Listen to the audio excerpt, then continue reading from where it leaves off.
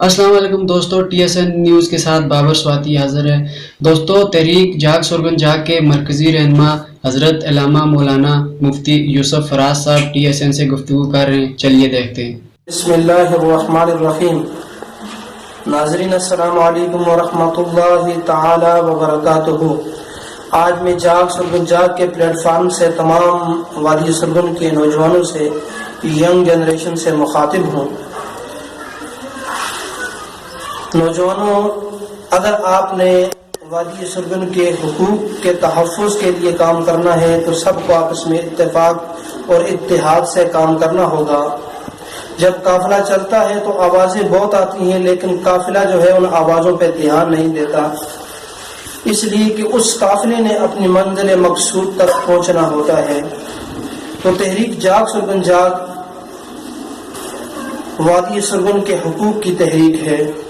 اس تحریک کو جناب بشارت خان سواتی صاحب نے بنایا اور وہ اس کے بانی ہیں۔ انہوں نے درد کو محسوس کیا کہ ہمارے حقوق غبن کیے جا رہے ہیں۔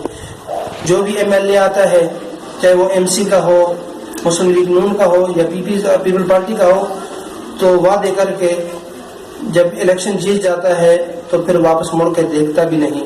لیکن الحمدللہ علی احسان ہی، جب سے تحریک جاگ سرگن جاگ بنی ہے تو الحمدللہ ہمارے آدھے سے زیادہ مسائل جو ہیں، مین مسائل تھے، وہ حل ہو گئے ہیں، اور انشاءاللہ دیگر جو مسائل ہیں اور ہمارے حقوق ہیں وہ بھی ہمیں مل کے رہیں گے۔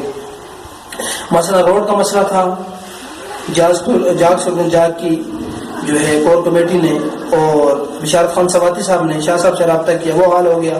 اس کے بعد بجلی کی پرابلم تھی، وہ بھی انشاءاللہ تعالیٰ قریب ہمیں پہنچ چکے ہیں، جو مجھے اطلاع موصول ہوئی ہے اس کے مطابق انشاءاللہ تعالیٰ قریب ہمارا وہ مسئلہ بھی حل ہو جائے گا۔ اور دیگر جتنے جو ہے آٹے کے ڈپو کے مسائل ہیں اور جتنے مسائل انشاءاللہ تعالیٰ وہ تب ہی حل ہوں گے جب ہم آپس میں اتفاق اور اتحاد رکھیں گے۔ اور میرے نوجوان ساتھیوں، جب تک ہمارے اندر اتفاق اور اتحاد نہیں ہوگا تو یاد رکھو ہم اپنے حقوق کو حاصل نہیں کر سکتے۔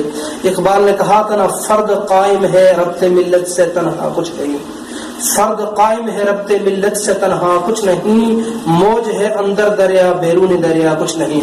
اور پھر یہ کہ میں فلاں قبیلے سے ہوں، میں فلاں قبیلے سے ہوں، تو یہ زمانہ جاہلیت کے اندر لوگ اپنے جو ہے وہ حسب و نسب پہ فخر کیا کرتے تھے، لیکن اسلام نے اس فخر کو مٹا دیا۔ اللہ تعالیٰ نے قرآن مجید کے اندر ارشاد فرمایا کہ اگر تم میں سے اللہ کے ہاں تم یہ چاہتے ہو کہ ہمیں پتہ چلے کہ اللہ کے ہاں سب سے زیادہ محبوب بندہ کون ہے، عزت والا بندہ کون ہے، تو اللہ نے فرمایا وہ سب سے زیادہ متقی ہے۔ جو سب سے زیادہ نیک کام کرے گا، اچھے کام کرے گا، وہ اللہ کے ہاں جو ہے وہ عزت والا ہوگا اور اکرام والا ہوگا۔ اور میں یہاں پر علامہ قاری محمد زمان نورانی صاحب کو بھی مبارکباد پیش کروں گا کہ جنہوں نے نائب صدر کا حلف اٹھایا اور بڑے اچھے طریقے سے جو ہے وہ کام کر رہے ہیں۔ اللہ تعالیٰ سے دعا ہے کہ اللہ تعالیٰ تحریک جاگ سرگن جاگ کو دن 11ویں اور رات 12ویں ترقی عطا فرمائے۔ السلام علیکم ورحمۃ اللہ وبرکاتہ۔